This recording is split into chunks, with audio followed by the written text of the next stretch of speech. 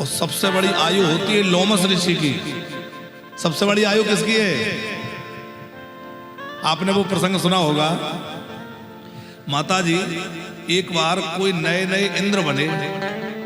इंद्र की पोस्ट है, इंद्र कोई व्यक्ति का नाम नहीं है।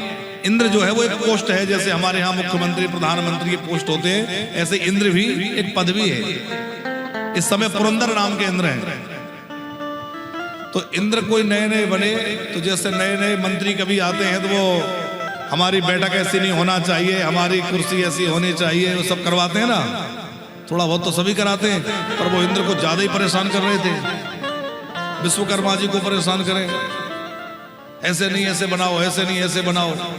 विश्वकर्मा जी परेशान हो गए। उन्होंने नारद जी का स्मरण किया। नारद जी बोले देखो हम तो कुछ नहीं कर पाएंगे, पर युक्ति बता देते हैं, लोमस ऋषि के पास चले जाओ।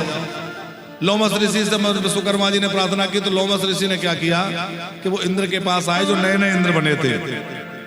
हाथ में एक कमंडल था जिसमें जल था, एक छोटी चटाई थी जिससे सर ढक रखा था, तो सर पे चटाई रख ली, हाथ में कमंडल रख लिया, और लोमस ऋषि ब्रह्मा वो इंद्र के पास आए। इंद्र ने देखा कोई महात्मा है, बड़े तेजस्वी हैं, प्रणाम किया। पूछा आपका क्या परिचय है, कौन है? बोले मेरा नाम लोमस है। अच्छा अच्छा महाराज, आपने ये चटाई सिर पे रख रखी है, ये बात समझ में नहीं आई। कमंडल रखा है तो ठीक है।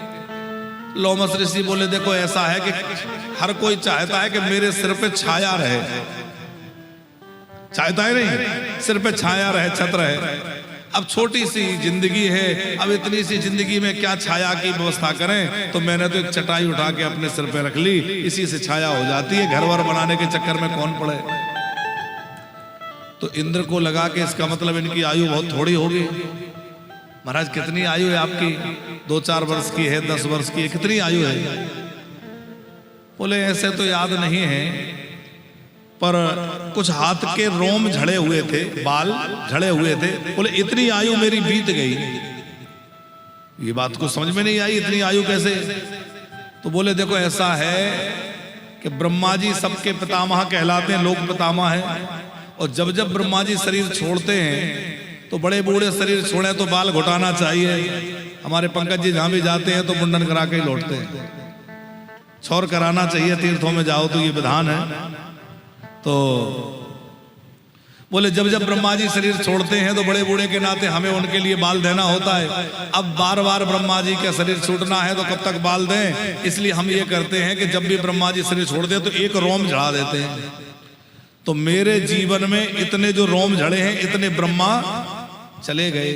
महाराज कब तक आयु चलेगी? बोले पूरे शरीर में जितने रोम हैं उतने ब्रह्मा जिस दिन पूरे हो जाएंगे तब मेरी आयु पूरी होगी। अब आप विचार करो, ब्रह्मा जी की आयु कितनी बड़ी है? हमारे कल्पों से एक कल्प का ब्रह्मा जी का एक दिन है। फिर ऐसे दिनों से 100 वर्षों की ब्रह्मा जी की आयु है, तो कितनी वर्ष ब्रह्मा जी की आयु हो गई? और फिर ऐसे ब्रह्मा जी की आयु पूरी हो तो वो एक रोम झड़ाए, तो लोमस ऋषि की आयु कितनी हो गई? इंद्र जो है लज्जित हो गया, बोले मेरी तो थोड़ी सी आयु है।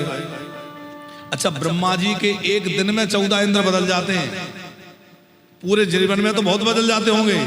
ब्रह्मा जी के एक दिन में 14 इंद्र बदल जाते हैं।